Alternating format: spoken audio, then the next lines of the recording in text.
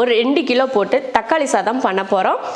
2 kilo தக்காளி சாதம் நம்ம வந்து நிறைய பேர் நம்மக்கிட்ட வந்து அதிக அளவில் வந்து எவ்வளோ செய்யணும் அளவு சொல்லுங்கள் அப்படின்னு சொல்லிட்டு நிறைய பேர் கேட்குறீங்க. அந்த மாதிரி நான் சொல்லிகிட்டே தான் இன்றைக்கி நான் வந்து தக்காளி சாதம் பண்ண போகிறேன். எப்படின்னா சாதம் வந்து தனியாக செஞ்சு எடுத்துட்டு தக்காளி தொக்கு வச்சு அதில் போட்டு பெரட்ட போகிறேன். நம்ம அதிக அளவில் நம்ம செய்கிறோம் அப்படின்னா உங்களுக்கு ஈஸியாக இருக்கும் இந்த மாதிரி செய்கிறதுக்கு. ஒரு 2 கிலோ அப்படிங்கிறதுக்கு ஒரு ஃபேமிலிக்கு ரொம்ப அதிகம்.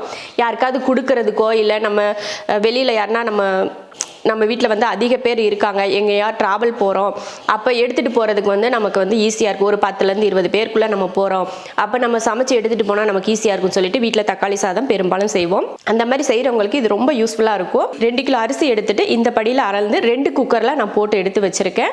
2 கிலோவுக்கு இந்த படியில் 5 படி வந்தது. அதனால நான் ஒரு பெரிய குக்கரில் 3 படியும் சின்ன குக்கரில் 2 படியும் போட்டு ஊற வச்சுருக்கேன். இப்போ அதை வந்து நம்ம வச்சிடலாம். சாதத்துக்கு உப்பு போட்டு தான் நான் எடுத்து வைக்க போகிறேன். இந்த மாதிரி நீங்கள் வந்து சாதத்தில் உப்பு போட்டு செய்ய மாட்டீங்க அப்படின்னு இருந்துச்சுன்னா இந்த மாதிரி வெரைட்டி ரைஸ் செய்யும்போது நீங்கள் உப்பு போட்டு செஞ்சீங்கன்னா நீங்கள் அந்த தொக்கு சேர்த்து கிளறப்ப வந்து உங்களுக்கு அந்த உப்பு பக்குவம் வந்து கரெக்டாக இருக்கும். இப்போ நம்ம சாதம் வச்சு விட்றலாம். 2 அடுப்பில் மாற்றி மாற்றி வச்சுட்டோம்னா சீக்கிரம் ஒரே டைமில் விசில் வந்துடும். இப்போ சாதம் ஒரு பக்கம் வச்சாச்சு. நம்ம அடுத்த வேலைகள்லாம் பார்த்துக்கலாம். நம்ம தக்காளி தொக்குக்கு வெங்காயம் அதிகம் போட்டோம்னா தொக்கு வந்து கொஞ்சம் நிறையா கிடைக்கும் இல்லையா, அதனால் ஒரு 1/2 கிலோ வெங்காயம் எடுத்திருக்கேன். எல்லாம் உரித்து எடுத்துடலாம்.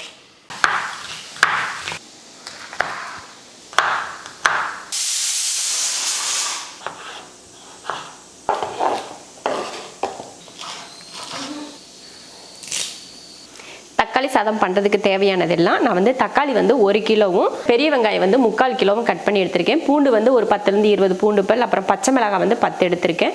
ஏன்னா நான் மிளகாத்தூள் மல்லித்தூள் இந்த மாதிரி ஏதாவது மசாலா பொடி அதில் போட்டுக்கலாம் அப்படின்றக்காக பச்சை மிளகாய் வந்து கம்மியாக தான் எடுத்திருக்கேன். இப்போ பார்த்தீங்கன்னா சாதம் வந்து ஒரு அடுப்பில் ரெடி ஆயிருச்சு. அது விசிலும் ஸ்டீமும் இறங்கிருச்சு. அதை வந்து இந்த மாதிரி பெரிய பாத்திரத்தில் போட்டோம்னா நமக்கு கிளறதுக்கு ஈஸியாக இருக்கும். அதனால இந்த மாதிரி நான் பெரிய பாத்திரத்தில் மாற்றியாச்சு.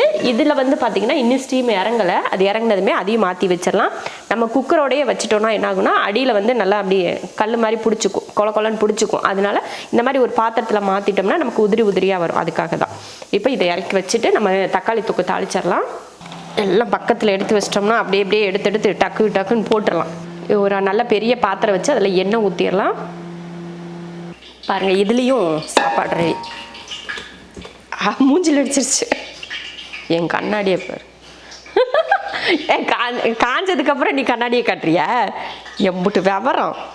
மூடி வச்சிடலாம். கொஞ்சம் வந்து காற்று போகிற மாதிரி அந்த ஆவி வெளியில் வர்ற மாதிரி தான் நான் மூடி வச்சுருக்கேன். மொத்தமாக அப்படியே மூடி வச்சிட்டாலும் அந்த சோறு வந்து ரொம்ப வெந்த மாதிரி ஆயிரும்ல, அதனால கொஞ்சம் அந்த ஆவி வெளியில் வர வரைக்கும் மூடி வச்சுருக்கேன். இப்போ எண்ணெயும் என்னன்னு தெரியல, அந்த கரண்டி வந்து ஈரமாக இருந்திருக்கும் போல் பட்டுன்னு தெரிக்குது. பக்கத்தில் வரலாமா? எண்ணெய் காஞ்சதுமே கடுகு, கொஞ்சம் கருவேப்பிலை,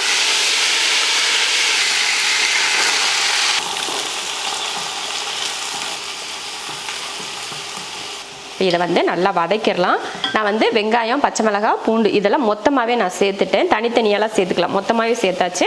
இப்போ இதை நல்லா வதக்கி விட்டலாம். பொன்னிறமாலாம் வதக்க வேணாம். அந்த பச்சை வாடை மாறுற வரைக்கும் நம்ம வதக்கிக்கிட்டால் போதும். பார்த்திங்கன்னா வெங்காயம் இந்த மாதிரி நல்லா அந்த பொன்னிறமாகாமல் இந்த மாதிரி வதக்கிக்கணும்.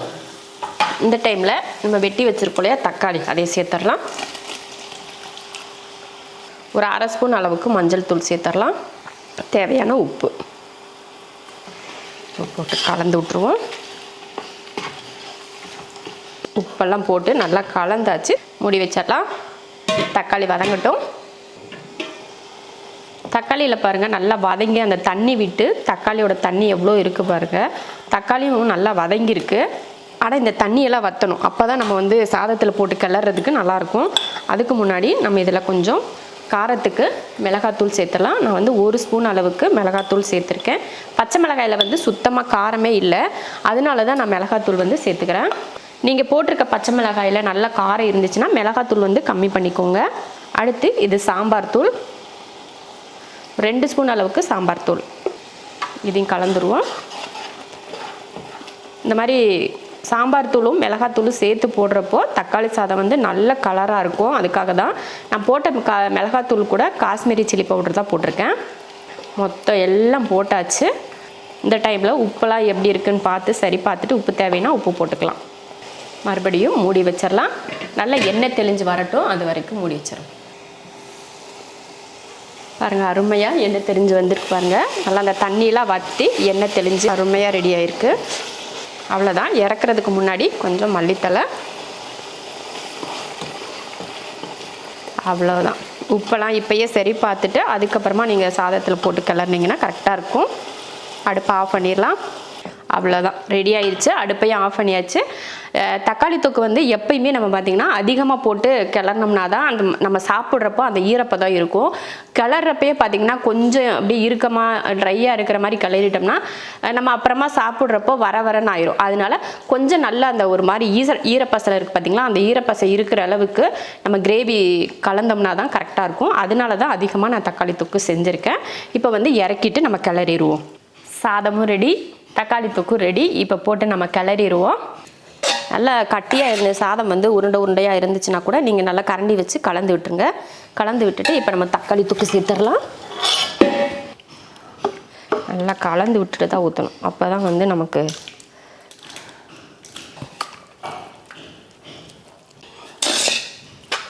தக்காளி சாதம் வந்து ரெடி பண்ணிவிட்டு இப்போ வந்து பேக் பண்ணிகிட்ருக்கோம். மாமா வந்து ஒரு இதில் போட்டு கொடுக்குறாங்க, நான் வந்து இதில் கவர் பண்ணுறேன்.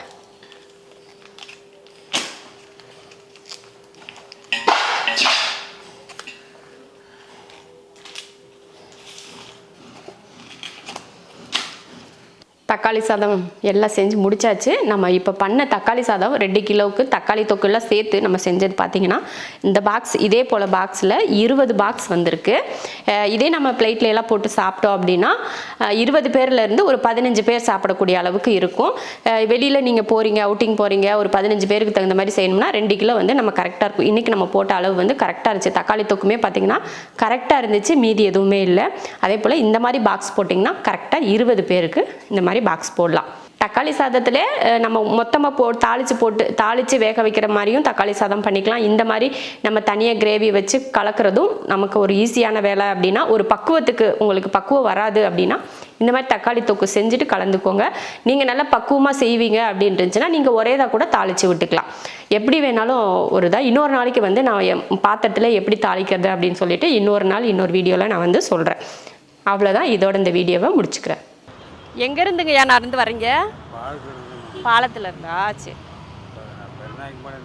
ஆ, பெரிய நாயக்கம் பாளையமா?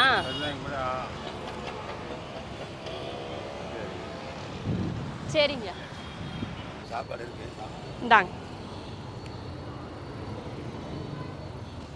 இந்தாங்கய்யா.